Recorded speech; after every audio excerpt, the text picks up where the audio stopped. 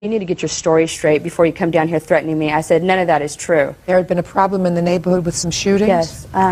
What happened with that was right across the street from his house, there was a lot of drug members hanging out selling drugs, and there was a lot of drive-bys that started occurring, and this was about 8 months ago. Well, that had nothing to do with him.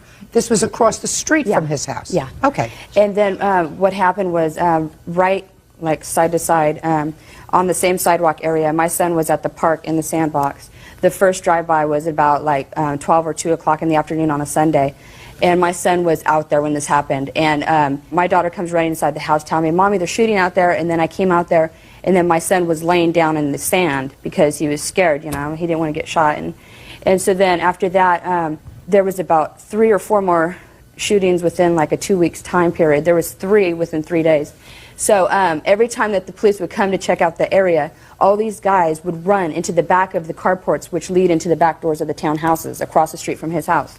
So what I did was, my fiance and I, we walked down to speak to the officers. And we asked them if we could speak to them privately so we could kind of give them a feel out of who these people were to try and get this stuff resolved.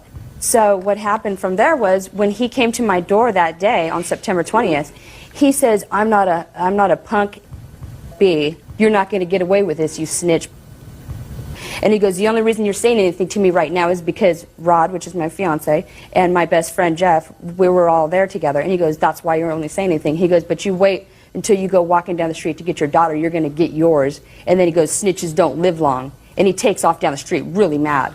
Then he comes back about 5 minutes later with another guy that is a known drug dealer over there. He comes back up and he goes, you mother effers, snitches get stitches and they don't live long. And then the police showed up. And then they took my police report, which I have right here, and I stated everything that he said to me when he came to my door, that he threatened me. I'd like to see them, please, Bird.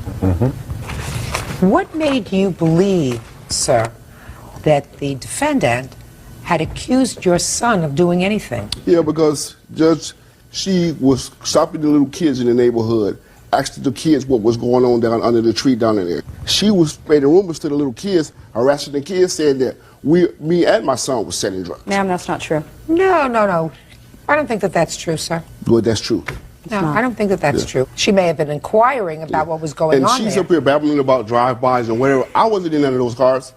I'm no drug dealer. You know, I haven't shot at nobody. She I haven't never ran in nobody's accused house. you, from what she says, and I believe her. She never accused you of doing anything. She said that the drugs were being sold from a location across the street from your house. Well, Judge, it says right there in her claim, it says that I'm a violent drug dealer, and I threatened her life. That was a sin. If you'd like me to speak on that, I would